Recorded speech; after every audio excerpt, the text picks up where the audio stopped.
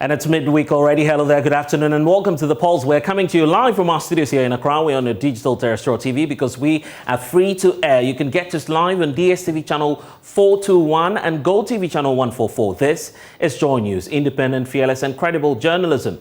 Coming up this afternoon, growing fears of a possible diplomatic row with the People's Republic of China, as renowned professor and director of research at the Kofi Annan International Peacekeeping Training Center claims that Chinese deportee Aisha Huang, who was rearrested in Ghana, works on behalf of the foreign government.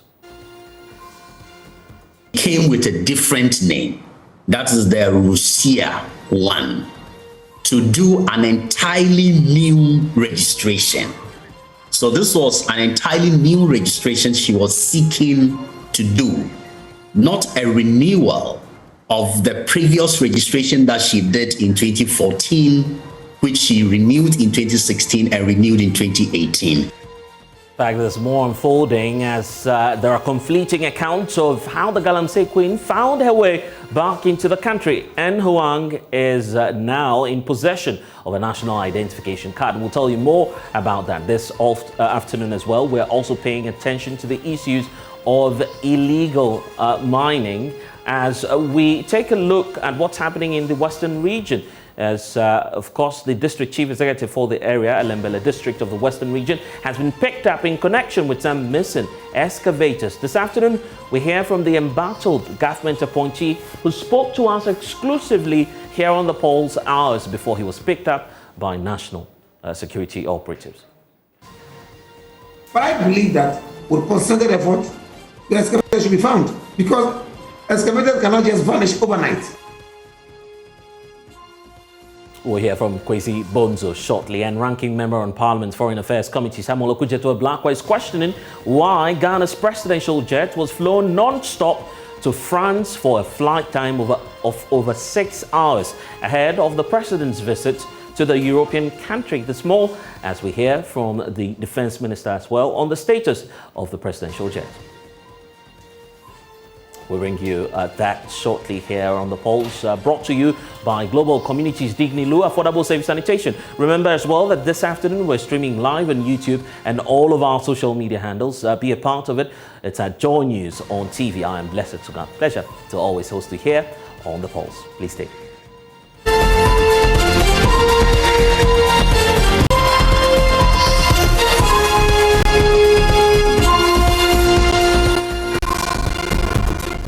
And this afternoon, there are growing concerns that Ghana could face a possible diplomatic row with the People's Republic of China.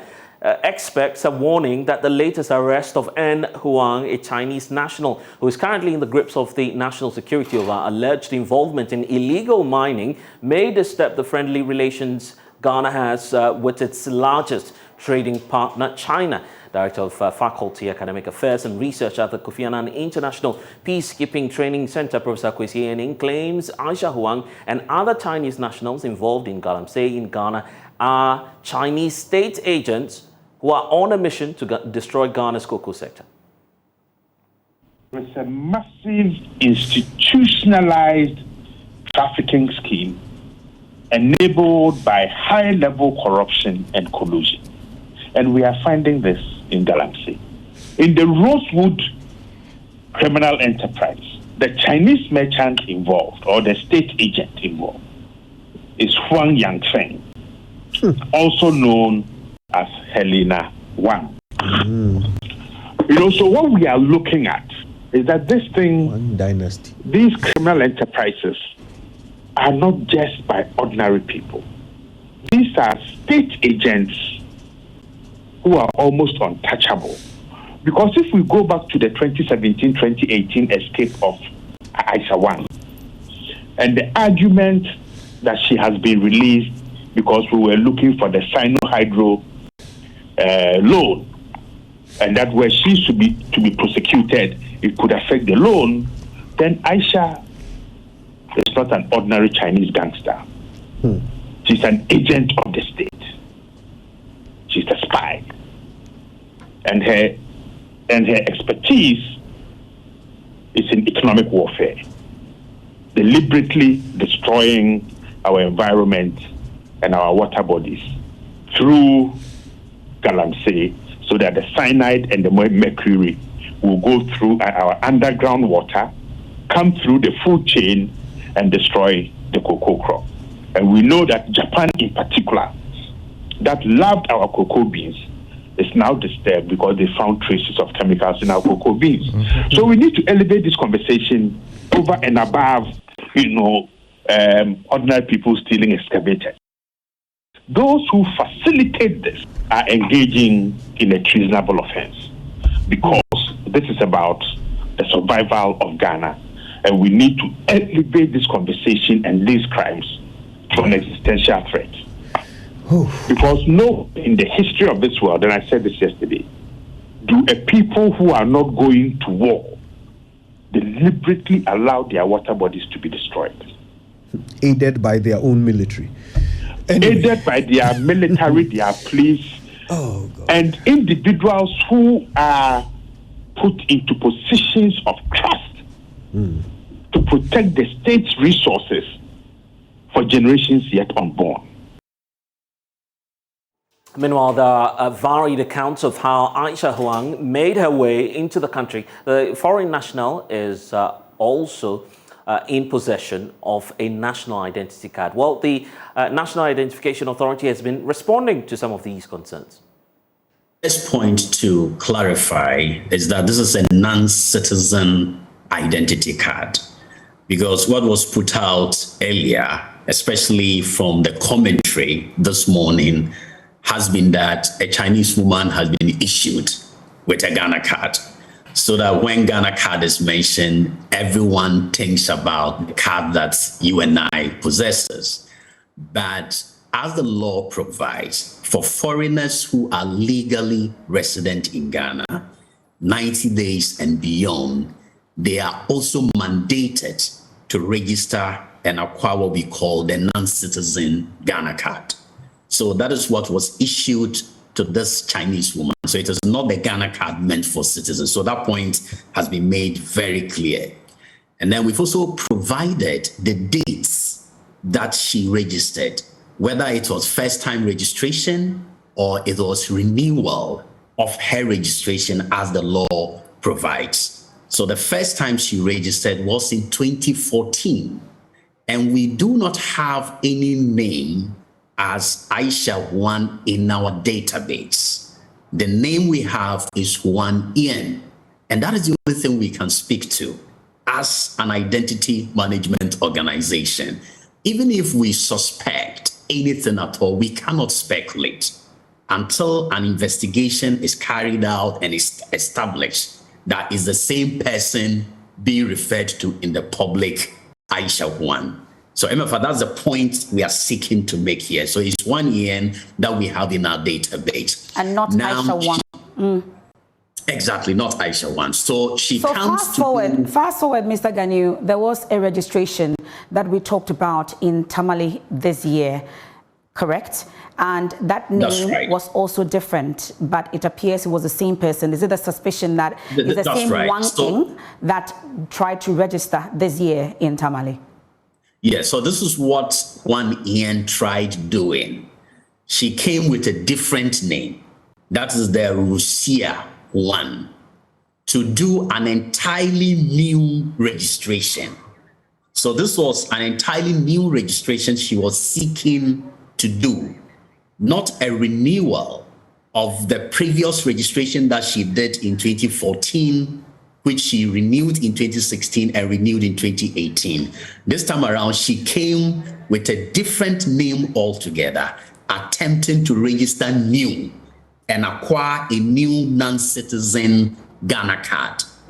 But because the system is so robust that there are 3 levels of biometrics that will normally be captured before a card is issued to an individual. So even if you come with a different name and we take all other biometrics, it will surely prove that your biometrics are already in the system. And once the similarity level has been established and a new name pops up, then it becomes very clear that this is somebody attempting to change a name. Was she successful in undertaking this new registration, or the biometrics or the system was able to detect it such that she did not get a new ID card? Yeah, exactly. So once you come, I mean, MFI, you know the process that you go through. Apart from filling a registration form, your fingerprints will be taken. We would take your iris, and then we would also do the facial recognition. So once all these have been done, obviously, if your data already exists in the system, it's going to pop up.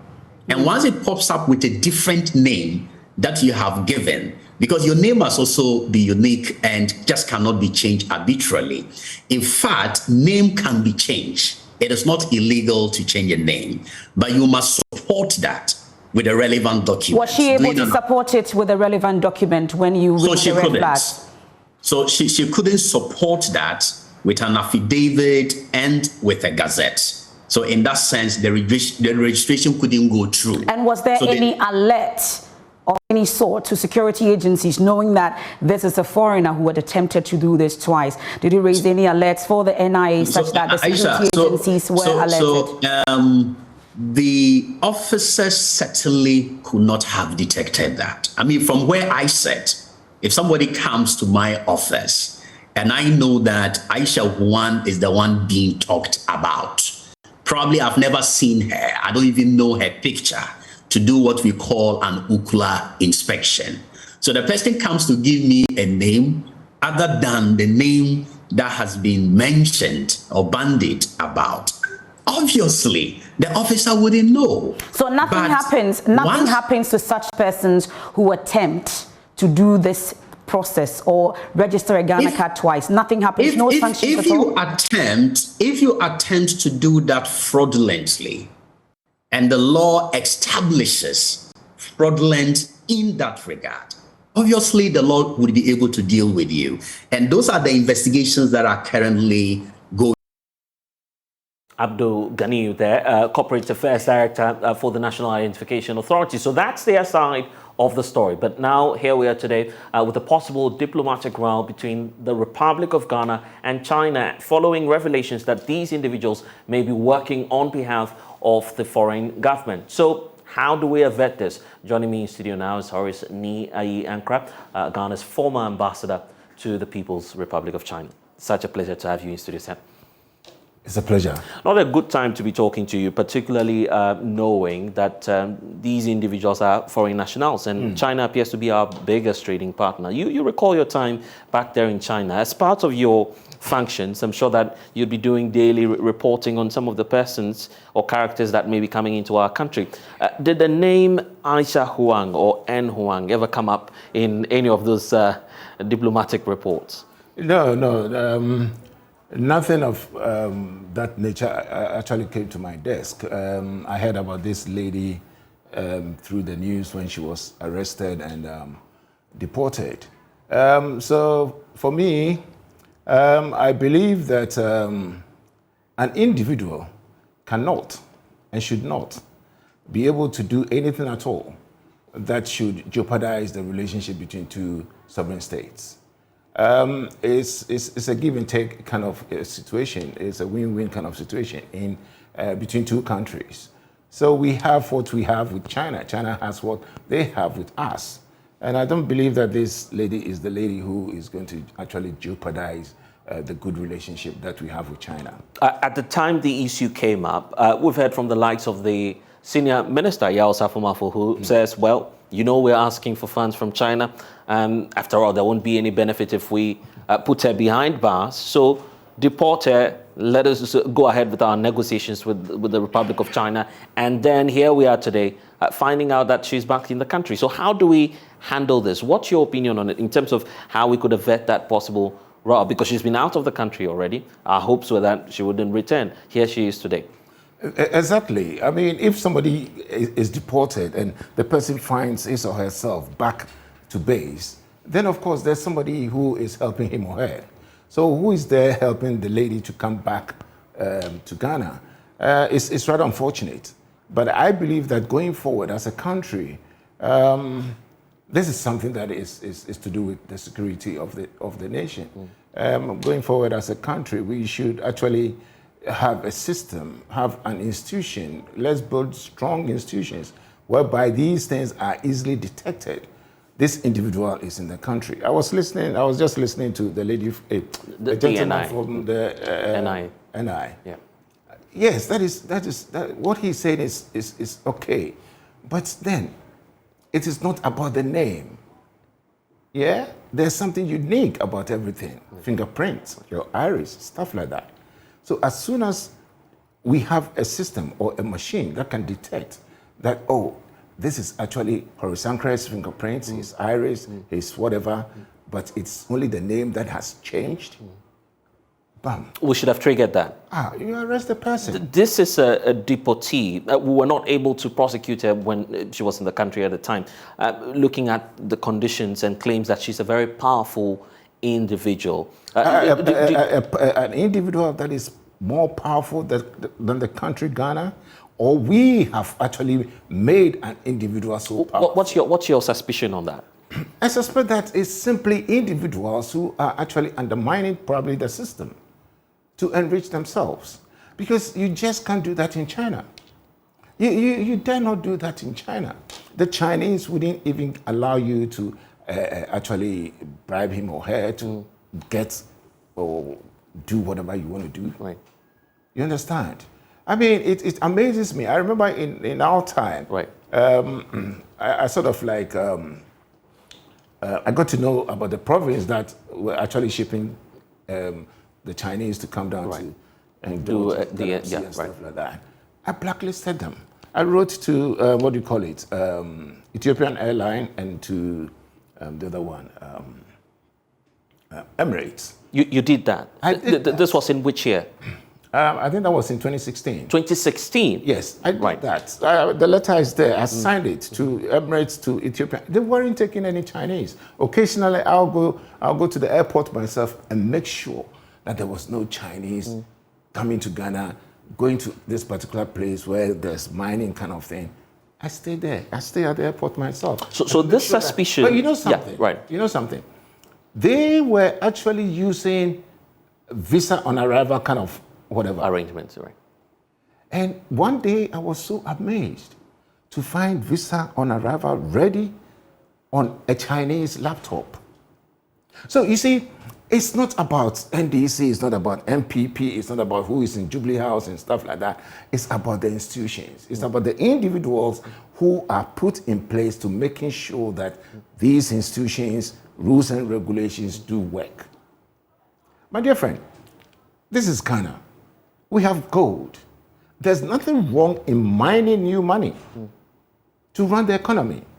If we think that this area we have gold, let's mine it. Let's use science and technology to actually mine it. That is what the Chinese would have done. But you and I, we are allowing the Chinese to come do whatever they want to do, and then we blame somebody sitting in Jubilee House, we blame somebody who is in charge of lands and mineral resources, but it is just somebody around the corner who is enabling these people. So as a country, let's look at how we are actually going to make sure that what we call galamsey, mining new money, we should actually use science and technology to develop that.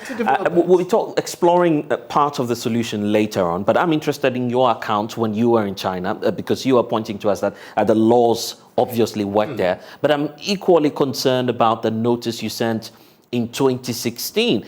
It appears that this did not start now, and part of the reasons why you may have issued that report is that you find a certain illicit flow of persons from China into the country. Yes. Tell us about that, and what report did you send, and why are we not acting on that as part of the intelligence? Well, it's a very good question. Right. Why are we not acting on that? But that is why I was sent there, to protect Ghana, to protect the Ghanaian out there. So if I see something like that, I will put a stop to that. But the details, what was the content at the time? Well, we realized that, and I've forgotten the name of the province. The province, we realized that most of the people who actually come to Ghana from China, ending up in Galamsey, are coming from a particular area per our investigation, which obviously not good on air. No, right. Okay. You understand? Per our investigation. So what do? You just blacklist them. because their first port of call will be the embassy in an attempt to acquire a visa. Okay, now you are not getting it if you're from that province. Right. 2, you can only enter Ghana then using what? Visa on arrival. Right. Visa on arrival, I don't have any authority over that. It is the immigration department here. So if you have 2 people, one from China, one from the immigration department here, it's bingo. You feel there may be a cartel? Yes. Because you discovered, as you're pointing out, Yes. an already prepared document on one of the laptops. On one of the Tell us about that story as well. On one of the laptops. And I was able to ask Ethiopian Airlines not to actually take that particular individual to Ghana. It is not an individual who is going to destroy the good relationship between the 2 countries. It is my duty then to protect Ghana. And that is exactly what I did. And nobody else could actually come to the embassy and say, hey, why did you do that? Or nobody is going to say, look, you did that because of A, B, C, D, so we are not going to give you this sort of money for this sort of development and stuff like that. So it's about time that we even change the whole paradigm shift so that we don't even be thinking that way, that a woman called Aisha Wang could actually, disturb the relationship between, if we are self-sufficient. Do you think we would even bother about that? That's an interesting point you're raising, because at the time government decided to deport her, we were negotiating, for instance, for the Sino-Hydro arrangement. The belief was, we don't have the courage to go ahead and prosecute her at the time you're, in fact, entering some negotiations with our foreign counterparts. But given the circumstance and the situation in which we find ourselves now, do you believe that diplomatically speaking, and you've been there before, you've engaged the Chinese nationals, would they allow us to freely go ahead and prosecute these individuals if indeed they are working in the interest of the state? Whether they allow us or not, once a country, a sovereign state like Ghana, you have actually gotten this person as doing something bad in your country, arrest the person, let the person face the law. If the person is supposed to be jailed, jail the person. It's as simple as ABC. You see, and that is how the Chinese operate. So why do we even think that, it's going to be at the national level? Play it on the lower level. You've come, you've broken the law, and so be it. I'll give you an interesting story. Right. A student in China, slapped the bum of a lady. In China, a fellow student. Right. And the student reported the Ghanaian student. He was arrested, given a year jail sentence. I did everything that I could. Everything that I could. Do you know what I was told? I was saying that, Charlie, as for us in Ghana, bum like that. It's a normal thing, right? Student. It's not supposed to be normal, but we made it normal. Well, we've made it normal. Yeah, I get your point. You see, I was being told that the guy did that on purpose. If it wasn't on purpose, why did the guy say sorry? Can you imagine? The guy is apologizing. And you are saying that he apologized because he knew that he had done something wrong. Exactly. You see, these flimsy things would not and would never actually jeopardize the relationship between 2 countries. That trade, that benefit from each other. You understand? So we should put that fear aside, and if the lady has been able to enter Ghana, let's find who actually brought the lady. Let's find who actually got her the card, whether it's a non-Ghanaian card or whatever the card is. Arrest them, punish them, let them face the law. And that is what we fail to do, so that anybody does everything. And then we say, it's the gentleman sitting at Horace, there's this perception about the Chinese and illegal mining. We'll talk about whether or not it's realistic to be, drawing some links to that, because anytime we're talking about foreign nationals and involvement in illegal mining, we're very quick to point to the Chinese. That's what we do very often. We'll touch on that. But then I would go back to the 2016 notice you gave, because it's very crucial to our conversation. The belief is, if you had given the notice at the time and were to effectively deal with the recommendations, would not be where we are today. Because the concern is we have some sort of a cartel dealing in that illicit flow of Chinese nationals into our country. As part of the solutions that you recommended then, what were you calling for? That we outrightly check persons who come into this country from China? Exactly. And make sure that this visa on arrival is stopped. You recommended that in 2016? Yes. Make sure that it is stopped. Because that is the only way that the Chinese could do whatever he or she would do. And then the immigration department here could write to agree, and then he or she gets on. For those who don't know about the process, just take your time to explain that to us. What you mean to say is someone moving into Ghana may, yes, first of all, as that first port of call, will deal with the officials who are Ghanaian there in China. However, when moving into our country, they may have that difficulty trying to engage you before they move or before they arrive in the country. Just break that down. They wouldn't have any difficulty. Right.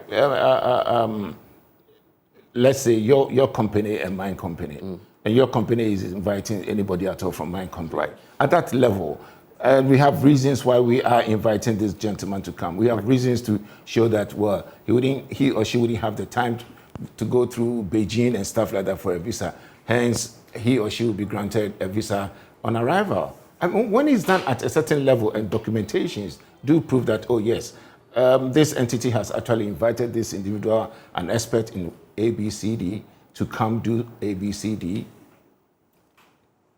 I mean, hey. So in the case of these so-called illegal miners, under what excuse do they find themselves in the country? You see, I always say that one of the easiest things to acquire is a visa. Very easy to acquire a visa. Why? Because the embassy has the requirements. So all you have to do is put it down, satisfy all the requirements, and who would say no?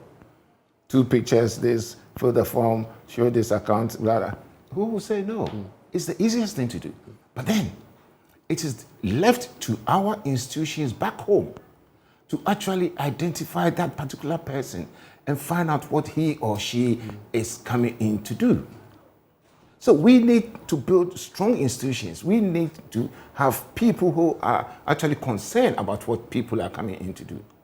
Now, for example, this non-Ghanaian whatever card the NI she's having. Compare that to even the diplomat in China. Do you know that they renew our visas annually? Every year. Every year. So it's not about you've been sent to China for 4 years, so bam, you have 4-year visa, you are ambassador. Free to stay. No. Every year, so that they can kick you out at any time. You understand? So let us be bold as a country. Let us be bold and take certain decisions so that at the end of the day, other nationals will respect our country. Okay, the issue about stereotyping Chinese nationals in Ghana, is that of concern to you as well? No, it's not of any concern to me. I mean, they actually, they love that business. They love illegal mining. Oh, they love it. Well, I mean, they love it because they are the kind of people you see everywhere doing it. You understand? And unfortunately, we have individuals, I mean, it will surprise you, people not even in government. You have individuals supporting them, making sure that they get into that. Why then don't we actually look at it? Say, let's stop it. Stop it. How are you going to stop it? Is it something that we can legalize and use science and technology to making sure that the gold is mined, the environment is safe? After mining the gold, we can use the land for maybe farming and whatever it is, and then the economy moves on. You understand? But we have certain individuals who are not actually helping government. Yeah? I mean, the policies, the laws and regulations, they will flow. But when those who are in charge do not care, everything will fall apart. We're getting more revelations, for instance, from Professor Kwesi Enin. I'm sure that he's a familiar name. You've dealt with him on a couple of occasions. Say, for he instance... was in China twice. Oh, wonderful. So the claim is Aisha Huang and those who were picked up work on behalf of the government. We're not able to confirm that now. But if that's the case, that's a crime against our state. How do we deal with that? And what would you advise? Deal with it according to our laws. Deal with it according to But you're dealing with a foreign mission, so how do we approach that? And mind you, this is China. China is giving us a whole lot of trade deals. You see, that is the problem. That is the problem that we have, because maybe we are even importing, toothpick from China. Right. Maybe it's just because we are importing toilet roll from China. And maybe we are even importing inflation from China. You see, I don't know. Let's be ourselves, Operation Feed Yourself and Industries, so that we can actually also stand on our feet and face any country at all that is messing with us. That is what it is. That is what it is. You're painting that picture to me, that you're scared that Aisha Huang may simply be deported and that nothing will be done to her. That's the greatest fear you have? I don't fear that. If she has come into the country, and has actually misconducted herself, arrest her. Do we have the balls to do that? Oh, Charlie, give that to Osanka. No. I'm not kidding you. Right. What I am saying is that we have to have leaders who have to be bold in taking certain decisions and forget about, Charlie, China would not stop what they get from here because of an individual. Not at all. They wouldn't. So why do you have to fear when the person has actually... Do they fear that they will not get the cassava that they get here, they do not get the plantain that they get here and stuff like that because they imprisoned a student in China? They don't fear that. Is it because they are a superpower? No. It's because they believe that when you come to China, you have to obey the laws. They believe that when you come to China, you have to respect them. They believe that whatever the Chinese is looking at, that anybody at all from any other place come in to do is done right. We have to do same. Let's talk about the way forward. First, some are suggesting a complete ban on the visa on arrival arrangement. Do you agree with that? Why do you agree with it? And what more should we be doing? I do agree with that because it makes it very easy for these gentlemen and ladies to actually come in to indulge in these things that are not right. So if we put a stop to that. Visa on arrival, completely out. You know something? I get excited when it's about Ghana. You understand? Sit back. Ask yourself a simple question. Would I be granted visa on arrival from Ghana to China? Would anyone get that? So why do we grant that? The Chinese will not allow that. So why do you allow that? Why would you allow that? It's as simple as ABC. What did I say? Oh, sorry. it's fine. It's fine if you go ahead with that. But anyway, yeah. And beyond that. Yeah, in our time, when I was in China, do you know that the city was accepted? There in China? In Guangzhou, yes. Right. Get some people there, talk sense to them, let's trade. It wasn't at any government level. Ghanaian traders go to one spot, Guangzhou, and that is where you identify. Right. Go talk to business people there, traders there, who do also come to Ghana to trade. Why don't you take our city? And it was one city to 1.50 RMB. Right. Get things to happen fearlessly. That's how we may become self-reliant. But beyond that, what more should we be doing with this Aisha Huang case? Aisha Huang case, who actually issued the card, whether it's for non-Ghanaian or whatever, because don't forget that Aisha Huang was arrested for wrongdoing, deported. So if Aisha Huang has been able to come in, her fingerprints were detected and all that kind of thing. Who brought her back here? Who actually got her that card? Arrest them. Show them the law, black and white. If they have to go to prison, send them to prison. If it's for 10 years in prison, and they were not able to complete the 10 years because of ill health, so they did about 3 years, get their next of kin to continue the 7 years. It will stop corruption. Interesting times ahead. Look, yes, and I'm sure this is my next of kin. Right. Yeah? And because I'm corrupt. You feel we should take them on as well. That is the Chinese we need to be wrapping up. Yeah. I'll take your message to, of course, the foreign minister and the president. They have some control over this issue of foreign affairs, clearly looking at what the constitution says about our diplomatic issues. So what will be your message to the foreign minister and the president on this matter? Oh, I know that the president is there to defend the country. The country's interest is the president's first port of call. Right. So I know that he is actually going to be doing something in the interest of the country. If Aisha won, well, he was found guilty. If somebody has actually helped Aisha Wan to come back into the country to do all these things, yeah, I believe strongly that the president will actually do something in the interest of this country and not taking into consideration what the Chinese will say. And for our foreign mission in China? For our foreign mission in China, do same as I did. Fearlessly. You see, that is what it is. I mean, Sometimes do they take bribes from the Chinese? No, you're defending them, aren't you? No, it's not that I'm defending them. Right. I know that the ambassador there, yeah, is somebody who has Ghana at heart, defends Ghana. Right. The one before, the one after myself and stuff like that. I mean, they are there to work. They are there to defend the country. They are there to have the Ghanaian interest. So I do not think that they'll take the mere R&B here just because they want people to come down here to actually destroy our water bodies. Those that have to be checked and checked properly are those of us here in this country. Those of us here in this country. Recently, I was driving to Wasa, and I saw a Chinese walking. And I was like, Jesus Christ, where is this guy going? In the middle of nowhere. Right. But he knows where he was. Are you getting me? They are so comfortable. In fact, they know Ghana more than we do. They know Ghana more than we do.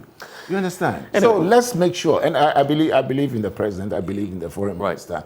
And I also think that Ghana as a country should be looking at how best we can mine new money to push the economy forward, using science and technology, making sure that we don't see these things, but rather, even when the gold is mined, the land there could actually be turned into something else. I'm grateful for your time here on The Pulse. That's Horace Ankrab, former ambassador of Ghana to China. This afternoon, there's more on Galamsey because the district chief executive of Elembele district in the western region, Kwesi Bonzo, is behind bars. The police service, in a post on Facebook, claims that he actually organized thugs to distract an operation geared at retrieving some missing excavators. We could just bring you excerpts of that post by the police service, indicating that the police, through days of intelligence operations yesterday, which was the 6th of September 2022, retrieved one of the excavators that was reported missing from Elembele. A team of operations and intelligence officers working day and night discovered the missing excavator several kilometers into a forest within the Elembele district. While the team of police officers were escorting the excavator to Takrady, the Azim Junction, the DC of Elembele, Mr. Kwesi Bonzo, organized and led some thugs to attack the police and obstruct the operation. The DC and 3 others were therefore arrested. Accordingly, investigations continue to recover the other excavator and arrest all those behind to face justice. So that's the indication we're getting from the police service with pictures there. But JoyNews can confirm that, of course, the retrieval of the missing excavators, of course, has happened, and we have visuals of that retrieval, and in fact some of the vehicles have been sent back to base. However, Mr. Bonzo himself has in the last few days been on of course some warpath with the police service in the western region over excavators seized from illegal miners. 2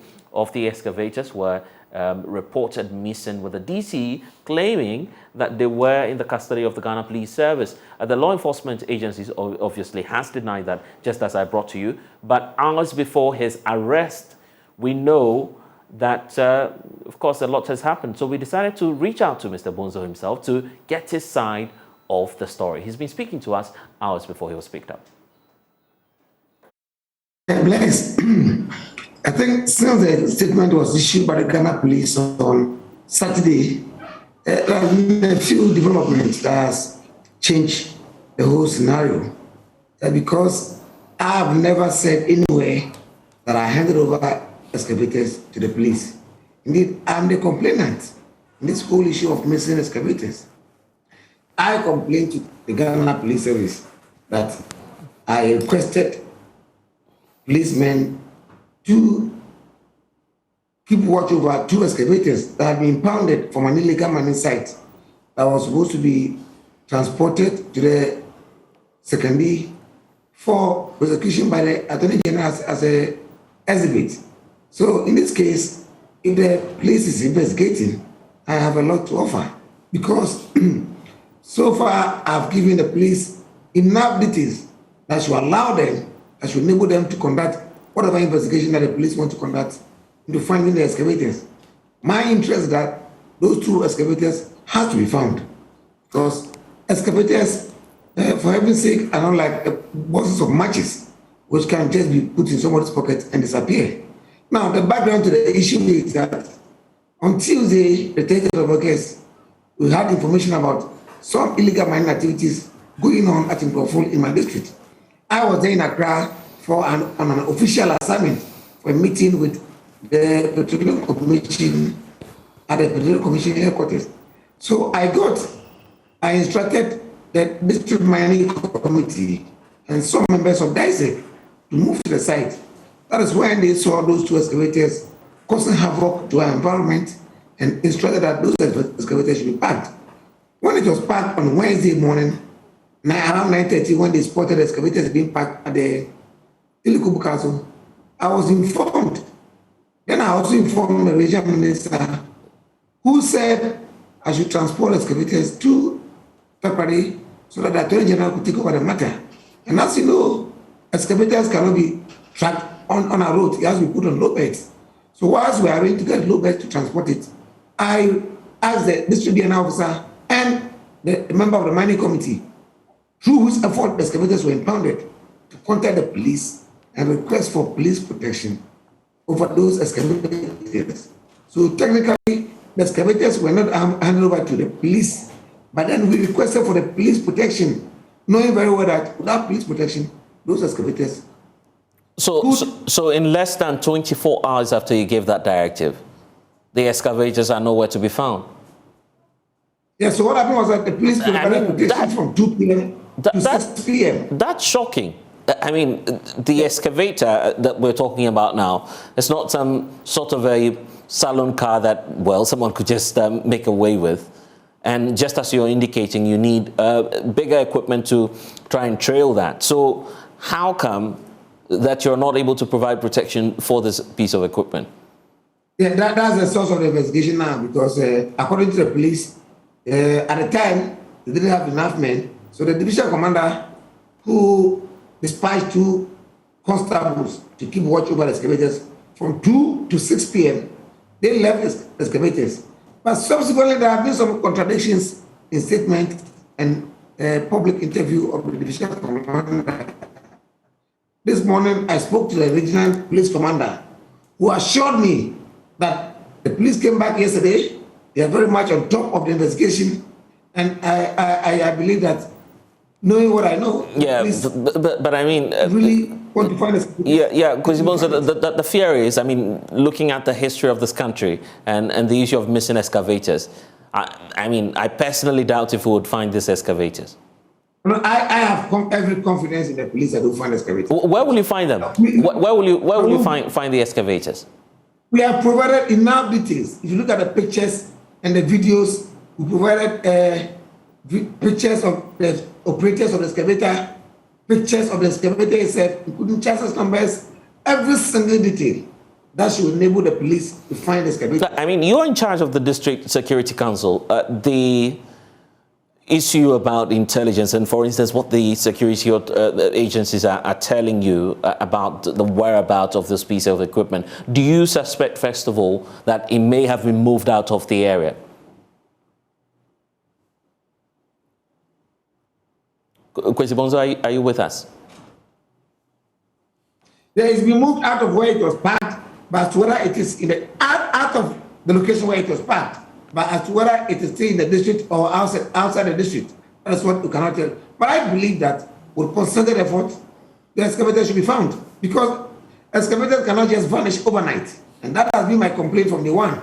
Of course, the Chronicle reportage misrepresented it to make it as if that the excavators were at the police station.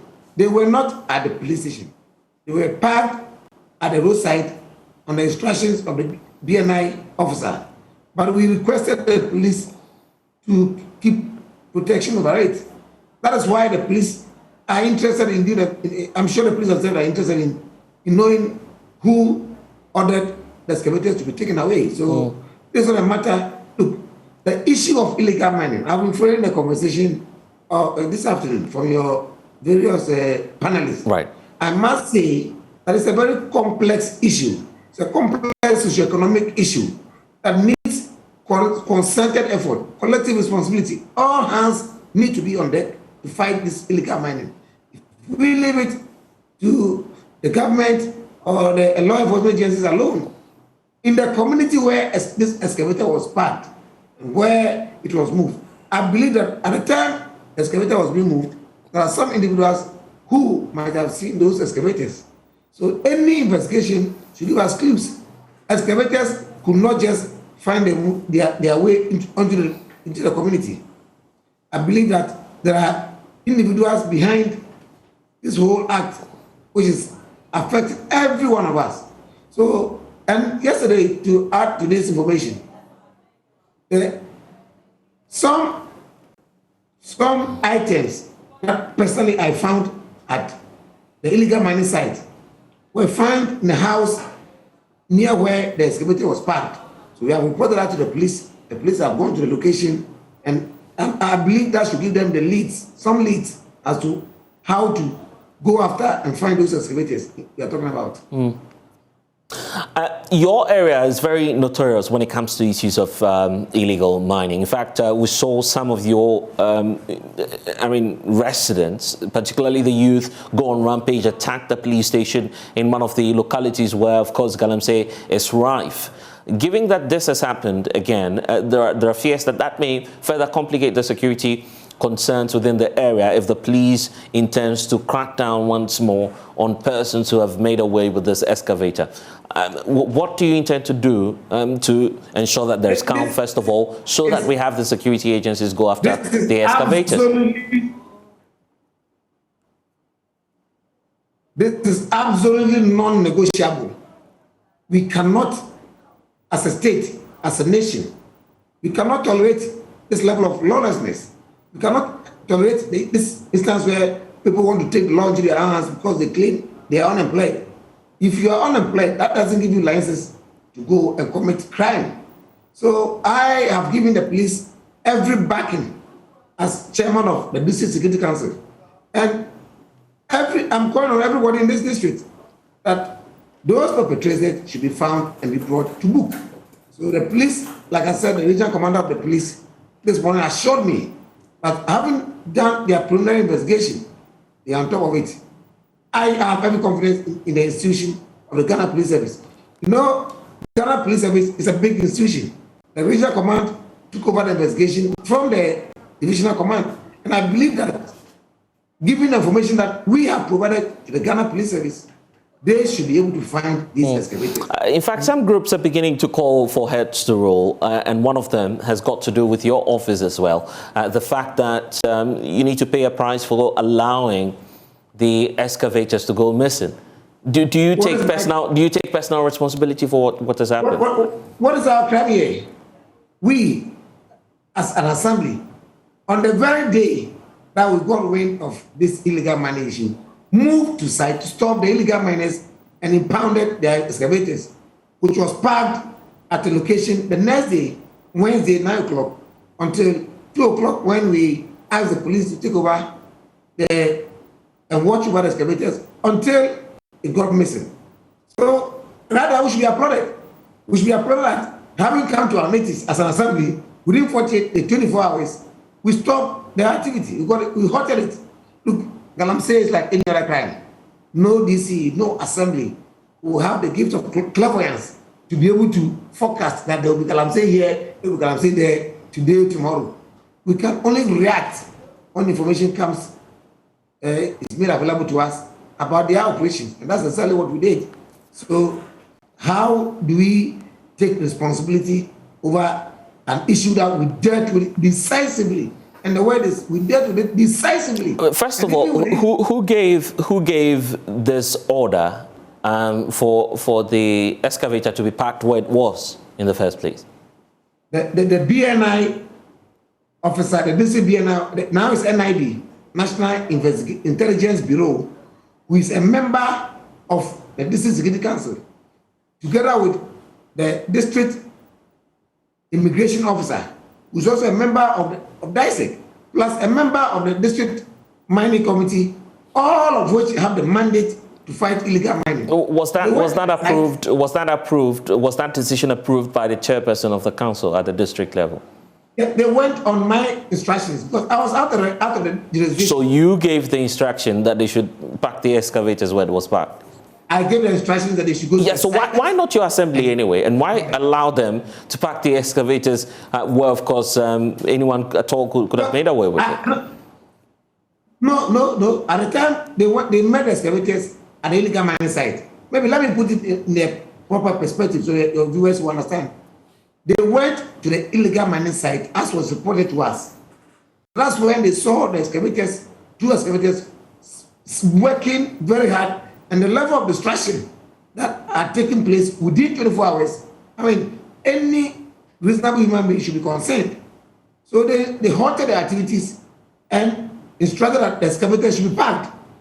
Unless you are telling me that they should have allowed the excavators. That's not what I'm saying. My point is, you asked them to stop doing the extraction, and then you left the excavators where exactly that illegality was being perpetrated. It's as though you were not interested in moving the equipment. That's a vehicle, in as much as it's also being used in illegal mining. But the excavators can only be moved with a low bed. It cannot be tracked on the road. So they parked it, and they were looking for a low bed to transport the excavators to Secondary. That is why it's strange to me that excavators that cannot be driven on the road just got vanished. Definitely, it must have been an organized activity. Somebody might have brought a low bed to take away the excavators. That is why I went to the police station and requested that those excavators should be found. So I was a complainant. I was the first who complained to the police that, hey, we requested for policemen to protect these excavators whilst we secured low beds to transport the excavators to Secondary. It cannot get missing. And that's where we are.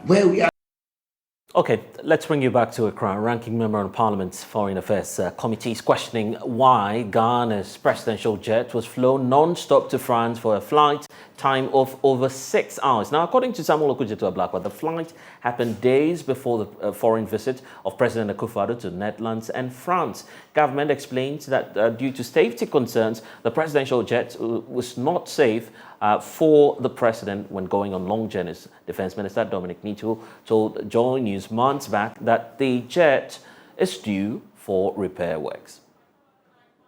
In Parliament, this must have been last year, and you announced that the military had come to you for make a request, and government agrees that we should get another presidential jet. What's the latest on that? No, I said the military has made a request for the fact that we needed to have an aircraft for a long-term haul, and that I was doing consultations. I have not finished those consultations. And by the end of this month, we will not have a presidential jet because the one we have is going to France for reservice. It's one of the reasons the president is not using them. So it will go for France for reservicing? For 4 months, 4 to 5 months. So the president will be without it for 4 months? But he's not been using it already? No, he does.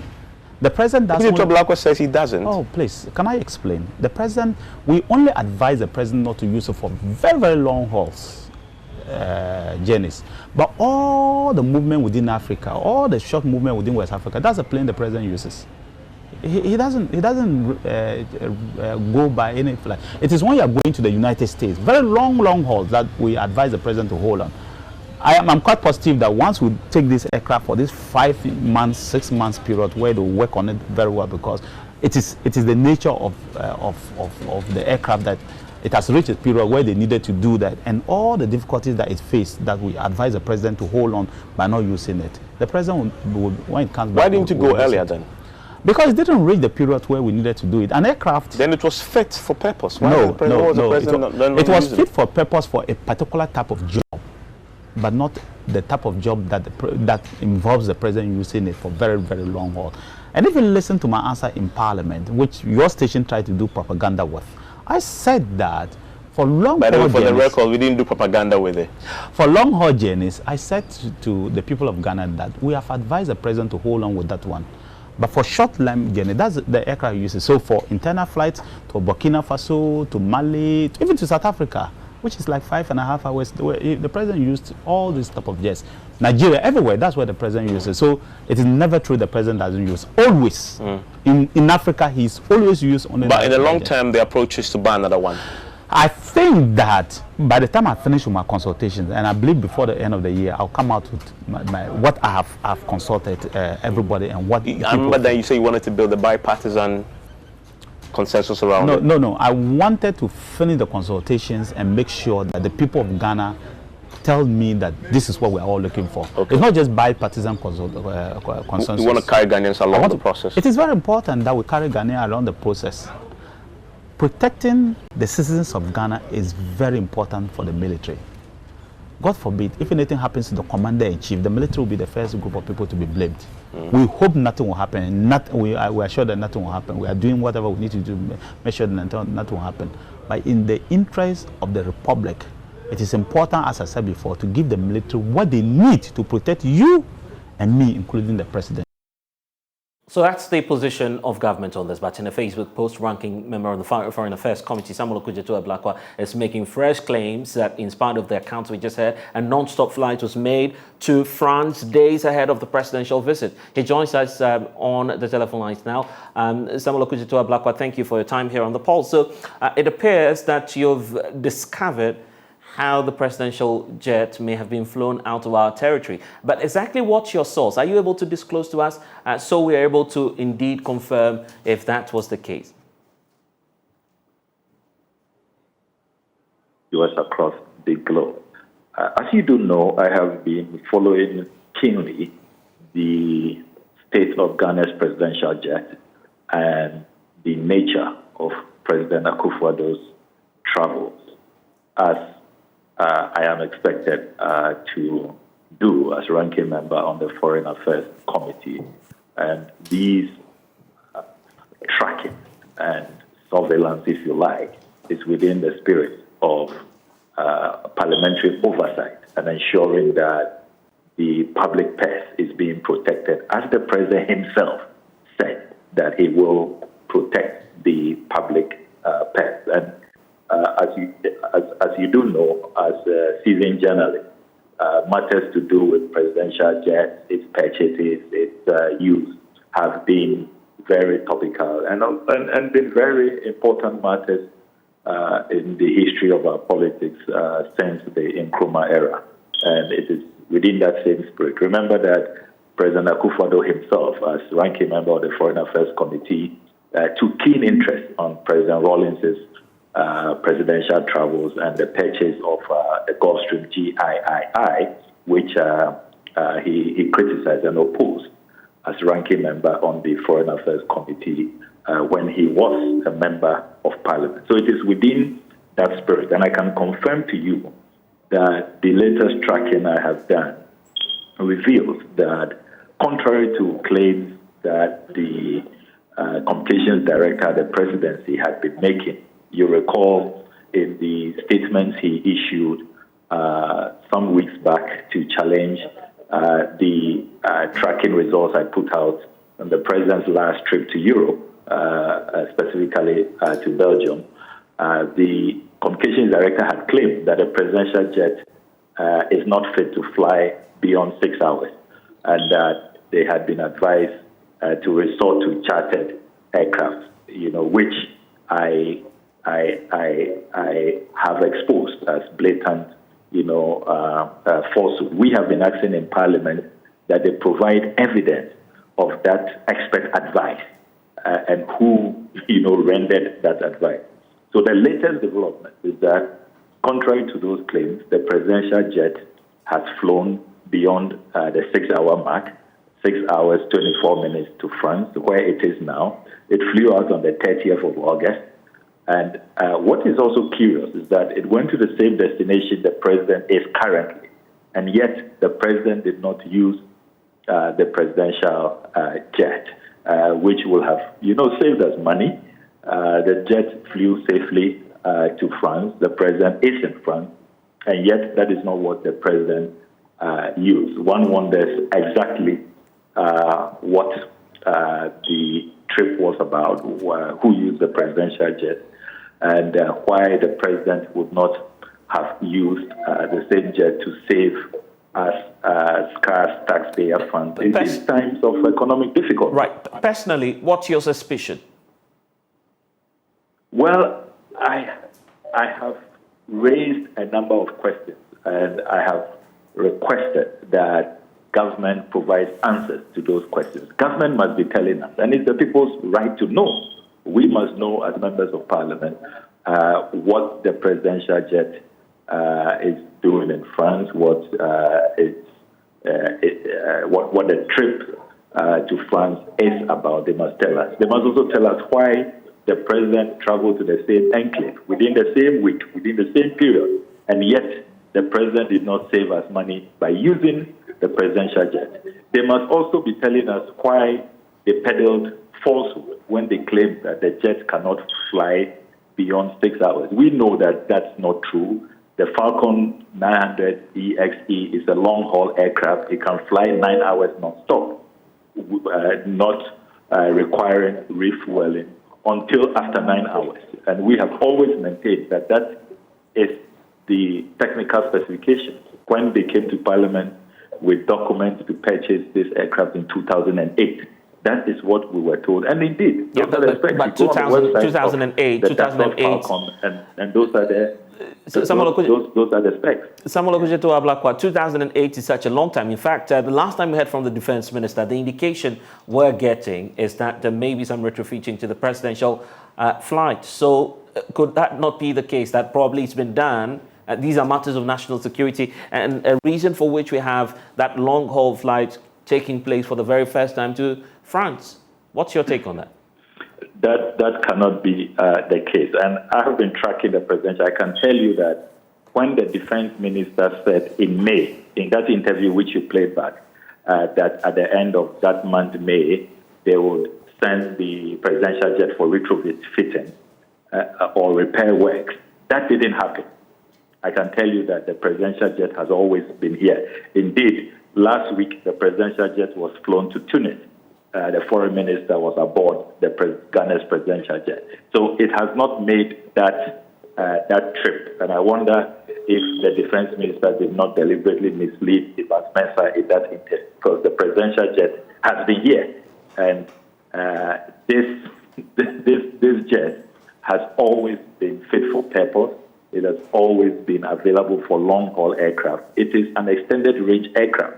And all those excuses, look, I believe that the Freudian slip of the defense minister, Honorable Mitchell, in Parliament, when he was responding to my agent question that the president cannot even shower in the skies with the presidential jet, that Freudian slip is really the reality, that the president is just in search for luxury, for ostentation, for extravagance. And that is why he continues to waste taxpayer funds on chartered aircraft when he should be using the presidential jet, which his predecessors used. Honourable Member of Parliament, you've been advised to simply give up. You've done what it is that you could do as a Member of Parliament. You've raised this issue on the floor of Parliament. You've asked several questions. We have the response, and it appears that the President says, well, that's my approach to the issue. It's largely a matter of discretionary powers, isn't it? Knowing what the Constitution says about foreign affairs and giving the powers exclusively to the President. What more options are on the table for you now? Well, as I indicated some time ago, I have drafted a private member's bill on presidential travel, which is currently going through some consultative processes. And I'm hoping that that will bring a lasting solution to this matter. You see, the 1992 Constitution is very clear that where discretionary power is imposed on any authority, any person, that discretionary power must not be abused, it must not be whimsical, it must not be capricious. And that's what the president has been doing in this matter. But I must also say that we have at least gained something from our consistent advocacy. It's been some time now since the president chartered an aircraft. Even on this current travel, when he refused to use the presidential jet, he flew commercial, he flew on KLM, which is a substantial gain.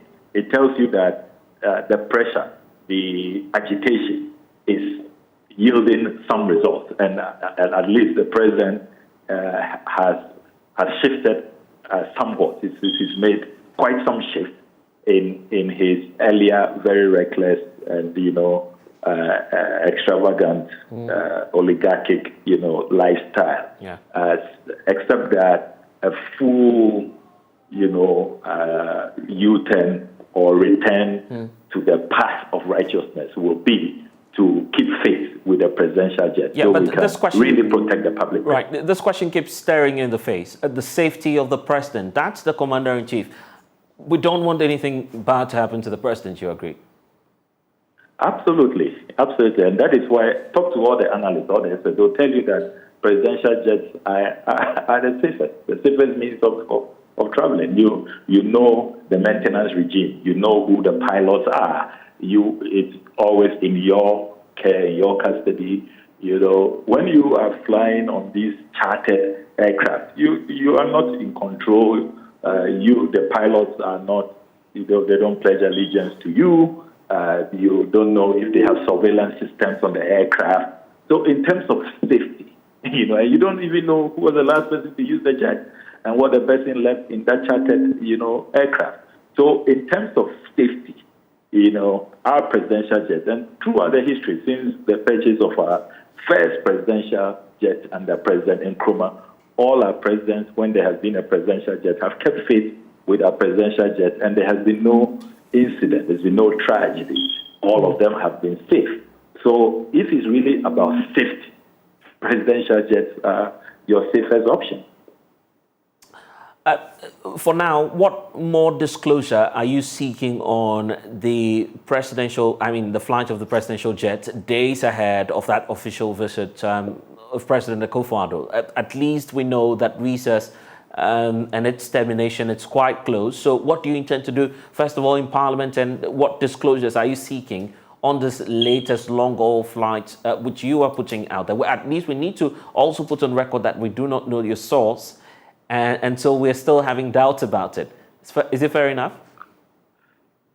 Since I have been on this crusade, almost 2 years now, there has been no question about the credibility of the information that I've put out. And look, my brother, we live in a modern era. The technology exists to engage in these, sorts of tracking. And there's really no reason why I will put my reputation on the line and put out what can be impeached or what can be questioned or what can be, if you like, what can be proven to be a concoction. So be rest assured that just as all the previous exposés have been authentic, this one is also very authentic, and that is why I attach additional documents, additional, tracking information and all of that. I've provided specific time, the duration, the time of arrival, time of departure, and all of those details for doubting Thomases to, as it were, convince themselves that these are the facts. But you see, fundamentally, this is about protecting the public purse. This is about value for money. This is about ensuring that we are not wasteful, particularly in this cost of living crisis, in this IMF bailout economy, where, even you've seen the statement from PBC, you have some state agencies that are not able to pay salary. So this is a time that we must be prudent, we must be frugal with public expenditure. And so it is important that the presidency provides us with the details.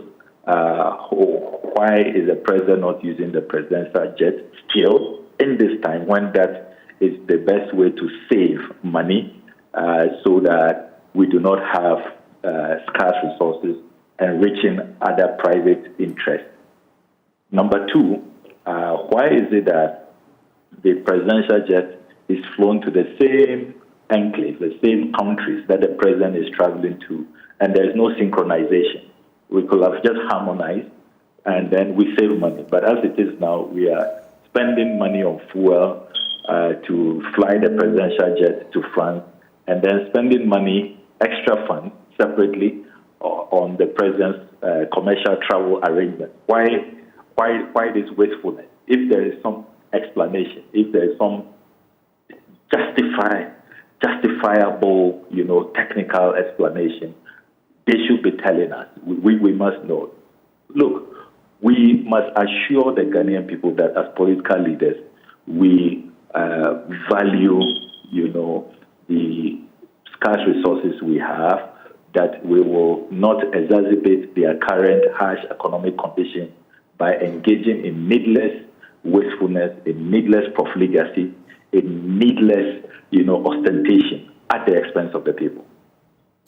I thought that would have been the last one, but let me take your thoughts finally on these two developing issues. First, about the Auditor General's findings regarding some of our officials in our foreign missions who appear to be extorting monies in terms of visa charges, and also the issue about Aisha Huang. You have some concerns on those two issues as well. Your thoughts? Yeah, definitely. I must commend the Auditor General for the thorough work that he has done. Before this Auditor General's report, I have had occasion to file questions for the Foreign Minister.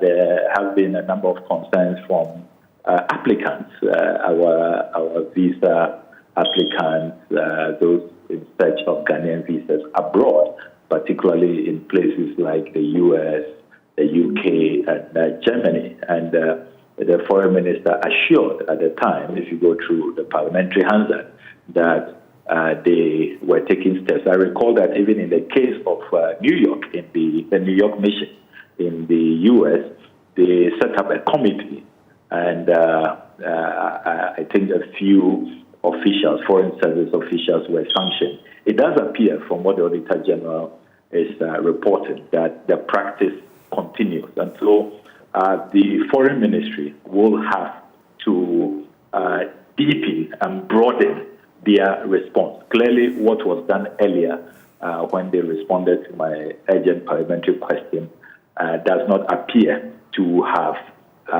totally and fully addressed this unfortunate development, which really mars the image of our country within the Committee of Nations. Then the second matter you raised relating to Aisha Huang. I mean, so embarrassing, isn't it? So embarrassing. And look, as I have said, this matter totally demolishes all the claims that had been made in recent weeks about how prepared we are to fight terrorism, how we've put in place sophisticated systems, and how we stand in readiness to smoke out any terrorist who wants to undermine or destabilize our country. If Aisha Huang, one notorious Chinese galamsey queen, can just dribble everybody, the entire national security apparatus, like hot knife through butter, and our entire national security apparatus, the immigration service, the National Security Secretariat, the Ministry of the Interior, Ministry of Defense, all of them appear to be, in total bewilderment, in a state of confusion. They have been mesmerized, and left helpless by just one person. You wonder how safe we all are. Yeah, but some sources, I'm sorry for cutting through, but some sources, for instance, closer to the president, we've heard from the likes of Gabi Asare Ochidaku, who has posted on Twitter indicating that, well, even in the UK, you find immigrants finding their way to bypass the system. So it's as though this is a normal thing happening to us as a country. Look, the likes of Gabriel Chidako must learn to respect the Ghanaian people and credit us with some modicum of intelligence. We are talking about such a high-profile person who was allegedly deported by the same government. When they should have been prosecuting her, they filed a nolle prosequi and claimed to have deported her. Now we are even questioning, where is the evidence that she was really deported back to China? We are demanding evidence. And you see, I know that in deportation, there are some bilateral agreements, terms of deportation, where you cannot re-enter the country you are being deported from. Those of you who are conversant with the Susudis affair, for example, when Michael Susudis was deported from the United States of America, one of the terms of the agreement was that he cannot re-enter the United States of America in his entire life. And he has not been able to, and he will not even try to do that. So how is it that if Aisha Juan was really deported, she is able to find her way back here, obtains a Ghana card? I mean, can you believe it? It's like a scene in a Hollywood movie. If this was a movie, we would say that the script writers have exaggerated and that they've really, expanded the frontiers of their fertile imagination. Right, because we don't have all of the time. Are you doubting, I mean, as minority in parliament, you doubt that indeed the extradition process or perhaps a deportation was genuine? Is that the position? At this point, we are very doubtful of every matter. Look, Aisha Juan, is clear that she had very deep roots and she has allies up there in high places who are helping her to beat the system. That is why we insist that the only way to unravel what really happened, this entire Aisha Juan debacle, is to have an independent, full-scale inquiry into this Aisha Juan scandal. It's the only way. We must have an independent probe to know if truly she was deported. Where was she deported to? Was it to China or Togo? What were the terms of that deportation agreement? Why was nolle prosequi filed? Who are her collaborators? How did she get into Ghana, come back to Ghana, if she ever really left in the first place? We need a full-scale probe. As it is now, we do not trust anybody in the system, and we cannot trust this government with the information they are putting out. And look, we are scared to death. If Aisha Juan, one Galamsey queen, can do this to our entire national security apparatus, our entire national security council, chaired by the commander-in-chief, the president himself, then God save us.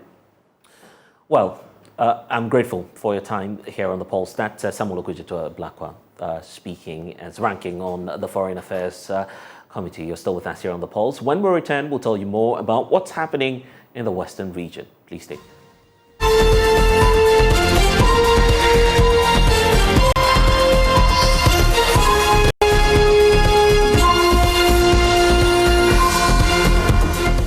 Welcome back. Traveling from the Hunter West district of the Western region to Takoradi has graduated from annoying to frustrating, from a mere manageable nuisance to a rather scary adventure. Commuters and drivers live in fear as portions of the main road to the community continues to develop into gullies. They want the government to fix the deplorable portion of that road. Correspondent Natalia Kwanzaa has more in this report.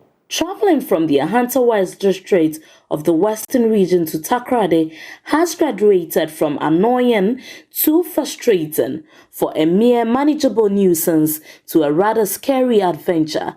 If you are familiar with the stretch, don't think too far, for those who are not conversant with the area. So this is the main road from Takoradi to Takwa and then the western north part of the western region.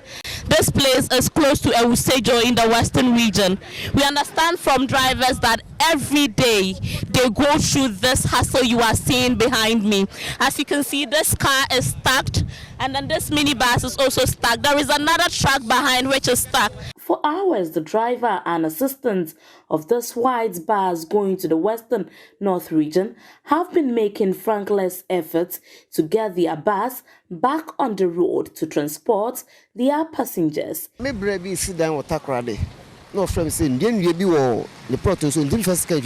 on my way to assist my brother clear some trees off his plots, for which I joined this commercial car, and we have got stuck on this road.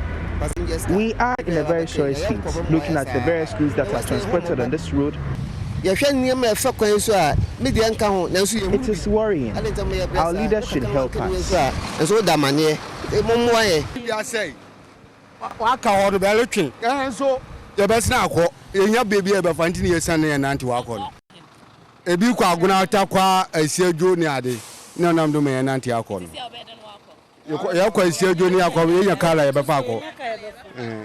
Each day, drivers who ply this road have to endure a breakdown, hours stuck in traffic, or skillfully drive at snail pace just to safeguard their lives and cars. Yes, Roman Penny, you're my year, my time be a bumping for now. So you grew up at Nakasa, you see, Madame, I say, you may find Fanama to Miako. Then you do a beer now, Casa, or Casa, also a doing a bowl, or more Mutikamuso, or Bansa or Moamati. A Bansa and Yafe, into Munkacho, my penny, no Shannon boy, a quantity dear. Yes, Ramwa, Mumbai or Quanoso.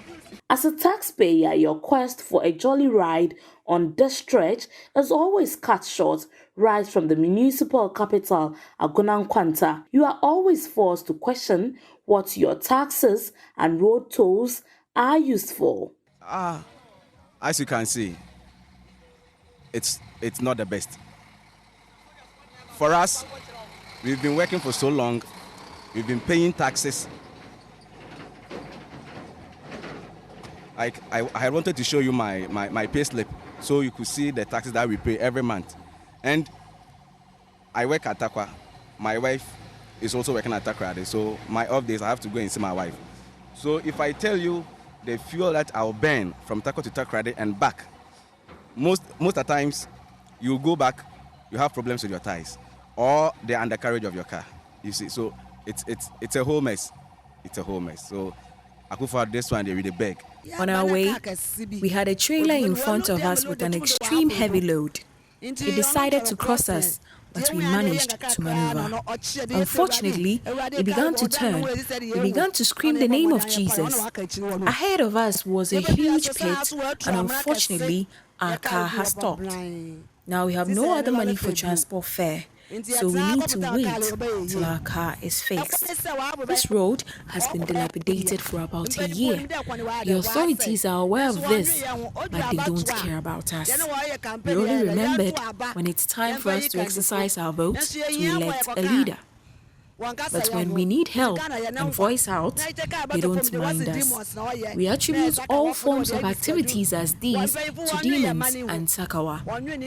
Our authorities do not think about us and the future. Day in, day out, we record a high number of accidents in this country.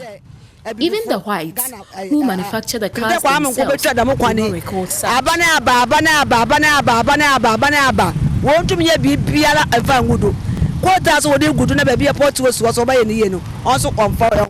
This stretch of road carries everything good, bad, heavy, light or thin. Talk of industrial machines and equipment to and from the Takoradi port, cocoa from the region's hinterland to the port. Back in Ghana's timber days, every log from the now western north region used this road. Heavy-duty haulage trucks, and now gas tanker to and from Atuabo all ply this road. You load to town, because of go slow no. Every day we are passengers don't patronize us lately because of the go slow. Instead of fixing the road, they wait for vehicles to develop fault on the road before they tow it. Every day we are cars and to form. If they are not going to fix the road, at least they should put some stones on it to aid the heavy duty trucks because they keep falling on this road. It's the duty of the government to fix the road. We are not supposed to beg them. I'm